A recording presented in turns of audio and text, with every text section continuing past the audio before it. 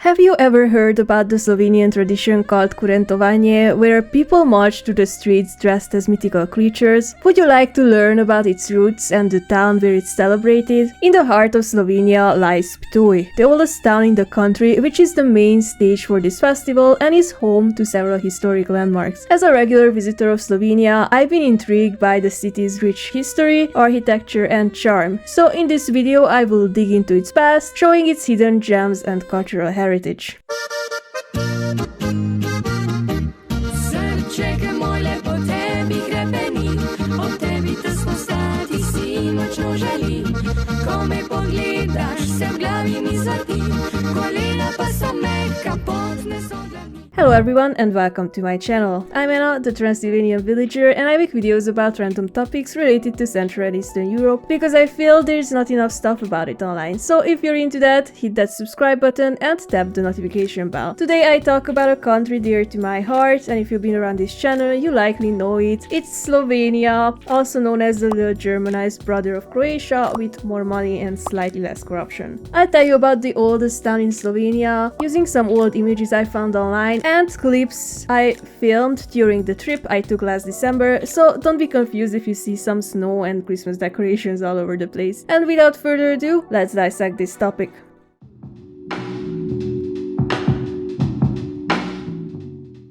Ptuj is Slovenia's oldest recorded city, situated in the northeastern region of Slovenia, known as Styria. Its history dates back to the late Stone Age, later evolving into a Roman military fort. The town grew as an important point along an ancient trade route connecting the Baltic Sea and the Adriatic, adding to its historical significance. Due to its ties with Austria, Ptuj formerly had a mostly German-speaking population.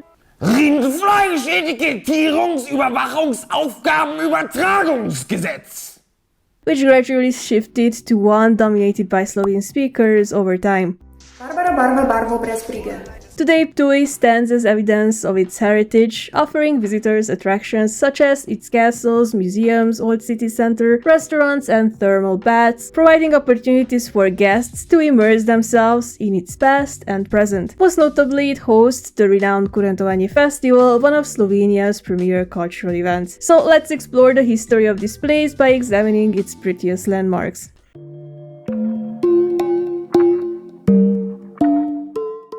Ptuj was first mentioned in 69 AD.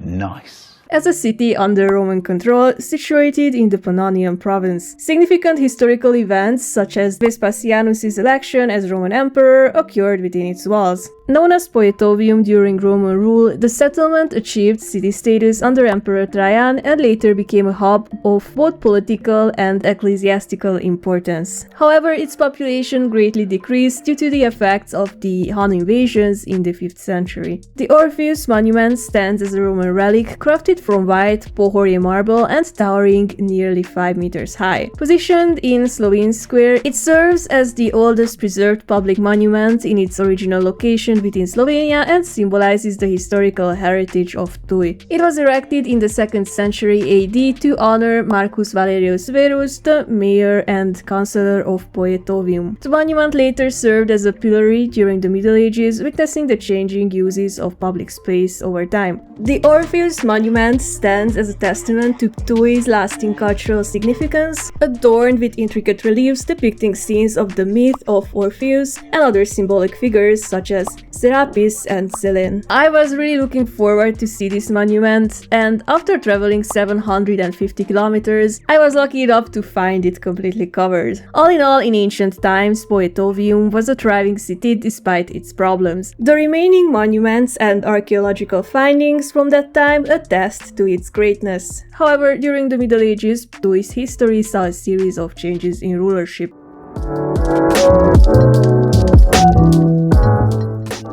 The Middle Ages in this region were chaotic. Ptuj was taken by Eurasian wars and Slavic tribes in the 6th century, later became part of the Frankish Empire, then briefly belonged to the Slavic Balaton Principality. The granting of city rights in 1376 marked the start of a financial revival for Ptuj, setting the stage for its future prosperity. In the 15th century, it gradually fell under the control of the Archbishop of Salzburg, who at that time entered into an alliance with my boy, Matthias Corvinus and allowed him to take possession of the fortresses of the Archbishopric Carinthia, Carniola, and Styria.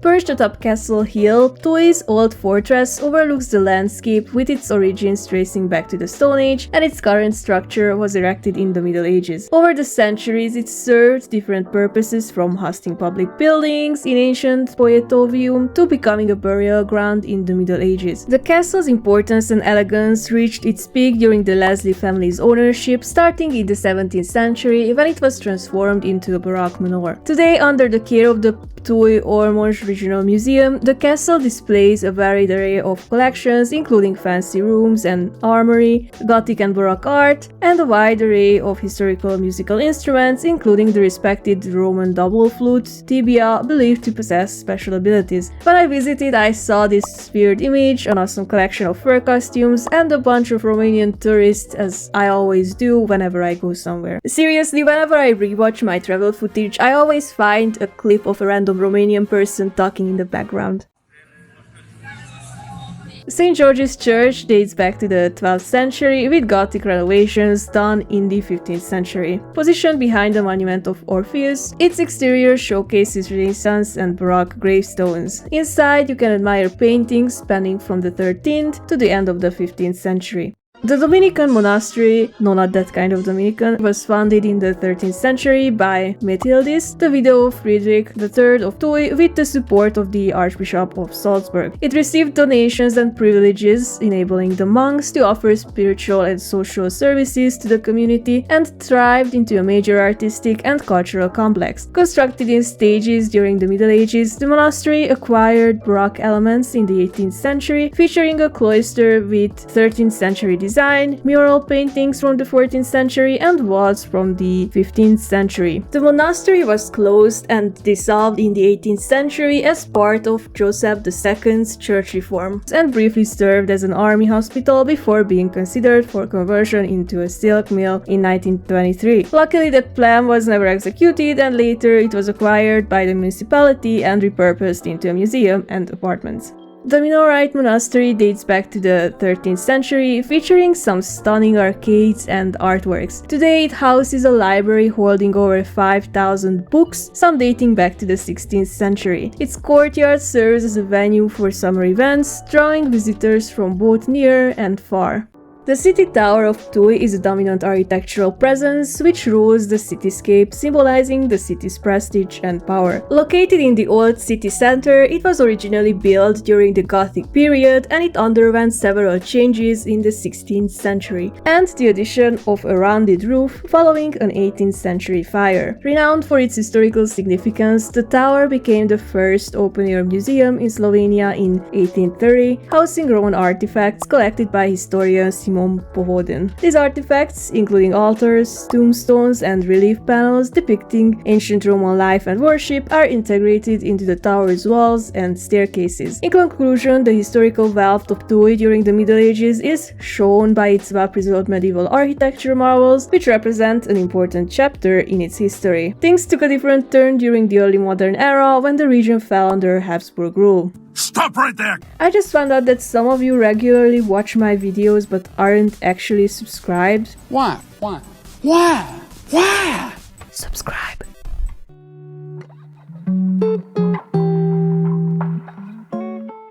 In the late 15th century, Habsburg rule was re-established in Ptuj, leading to the Archbishop of Salzburg losing the last temporal authority over the town. In 1555, Ptuj was formally incorporated into the Duchy of Styria, becoming known in German as Pateu. Petau. Throughout the Ottoman Wars and subsequent periods, Ptuj faced major challenges, reflecting its turbulent history as a battleground and key stronghold. The Mihalic Gallery is situated within the historic tower along the Drava River, which used to be an integral part of Ptuj's defense in the Renaissance era, built in 1551. The gallery was named after the Slovene artist Francim Mihelic, who donated his collection to Ptuj. The gallery is a hub for exhibits showcasing artistic treasures. I cannot guarantee that the information about this building is 100% accurate because I could only find it in Slovenian and I had to Google translate it, but the sources say that the church was erected and consecrated by Bishop Eberlin in 1630, and in 1705 a great fire that engulfed the entire town destroyed the monastery with its library and archive, as well as the church, after which Count Leslie and other noble families contributed to building a new one. At some point, the monastery premises and the church were taken over by the army, which converted them into a military warehouse, but I'm not sure how long that lasted because there's some conflicting information about it. The plaque pillar of Mary and the infant Jesus stands in front of the Minorite monastery, and according to some sources, it's not technically a plaque column. The Minorites were promoters of the worship of Mary among the people, so the Count of Bol, Yuri Friedrich Sire, had a Mary's column erected in front of the Minorite monastery in memory of the victory of the Austrian army over the Turks in the Fourth Austro-Turkish War in 1664. The statue of Mary was added to the column later in the early 18th century, made by the Maribor city painter Franz Christoph Reis. In the 17th century, Ptuj endured fires that nearly razed the city to the ground, hindering its economic growth and development. Fearing further devastation, residents turned to Saint Florian for protection, leading to the erection of a monument in his honor on Mestni Trg in 1745. Given that the last major fire of the city was in 1744, looks like it probably worked. So yeah, that's it about this era. Things took a rather interesting turn during the long 19th century.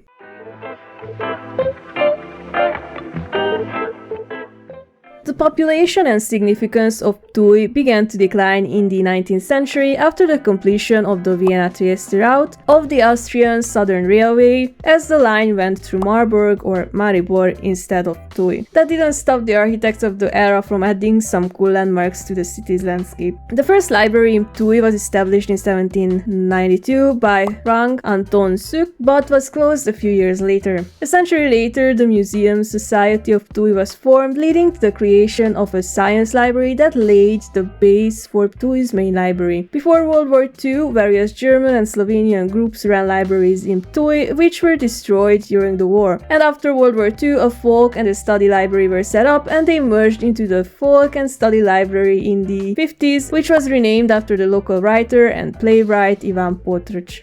The first railway linking what is now Slovenia was set up in the 1840s, connecting Vienna to the important port of Trieste, passing through Maribor. Later, it was extended to Ljubljana, and eventually a second railway line was built in today's Slovenia, which included a link to Ptuj. The Ptuj railway station was built in 1860, but there's not much information I could find about the building itself online. However, I can tell you the story of the drunk Slovenian train ticket checker who did not manage to scam my ticket because he did not know how the online tickets worked. So yeah. The town hall was designed by the Austrian architect Max First in the 20th century. The building has a German neo-Gothic style, with its most famous features being the monumental stairs as well as the statues of the Roman Emperor Trajan and Saint Victorinus of Ptuj. This building serves as a cultural hub and a landmark within the local community, hosting over 100 weddings each year in its wedding hall. Plus, it's surrounded by cafe places where you can relax while admiring the beauty of the building.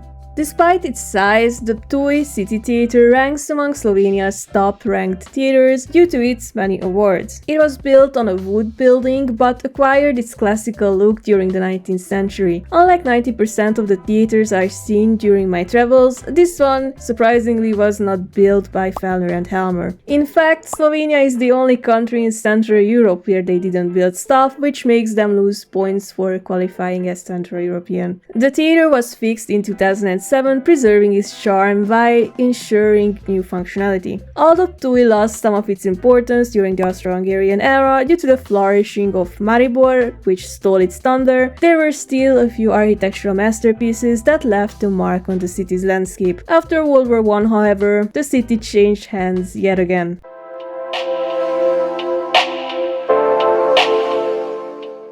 After World War I, Ptuj was initially part of the Republic of German Austria before becoming part of the state of Slovenes, Croats and Serbs, later renamed to Yugoslavia. During the interwar period, the German population in Ptuj declined greatly, although a notable ethnic German minority persisted. During World War II, Ptuj was occupied by Nazi Germany, leading to the displacement and deportation of its Slovenian population. After the war, however, Ptuj became part of Yugoslavia again, and Slovenians pulled a no-you card, and Ptuj has been mostly inhabited by Slovenes ever since, marking a significant demographic shift in its population. Also, I love the fact that this town was shielded from the East Euro-Doomer vibe dominating in the commie days, and it still dons this beautiful historical appearance. Today, Ptuj is mostly renowned for its tourist events and attractions, museums and little eateries, and a handful of newer landmarks.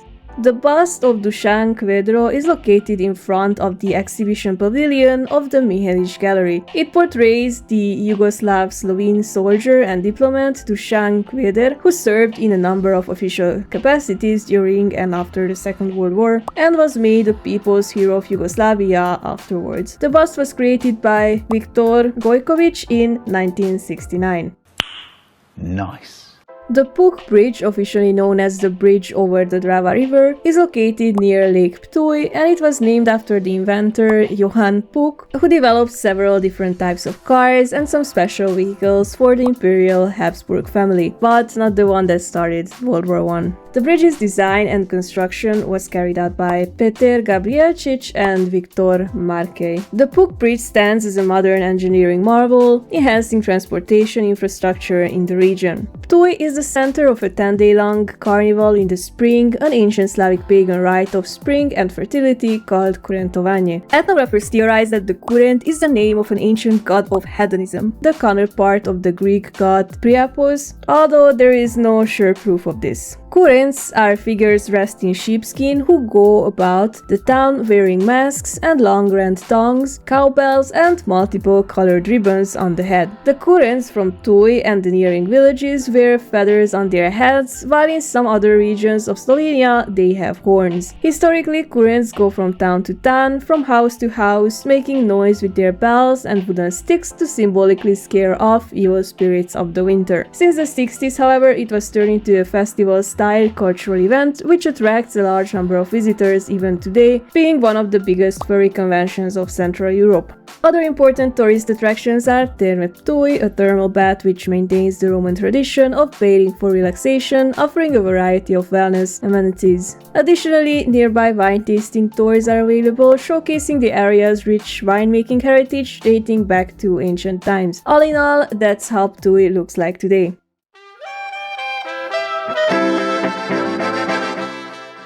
Slovenia is a stunning and often overlooked destination, boasting numerous hidden treasures that transport you to another era. It's an ideal escape, allowing you to disconnect from the modern world and immerse yourself in tranquility. I thoroughly enjoyed my stay there, and I'm looking forward to visiting it again someday, possibly during the summer when my butt won't freeze off. If you enjoyed this video, give me a thumbs up and feel free to tell me whether or not you like my new avatar. Is it cringe? Is it cool? Drop a comment down below. Thanks for tuning in and have a nice day.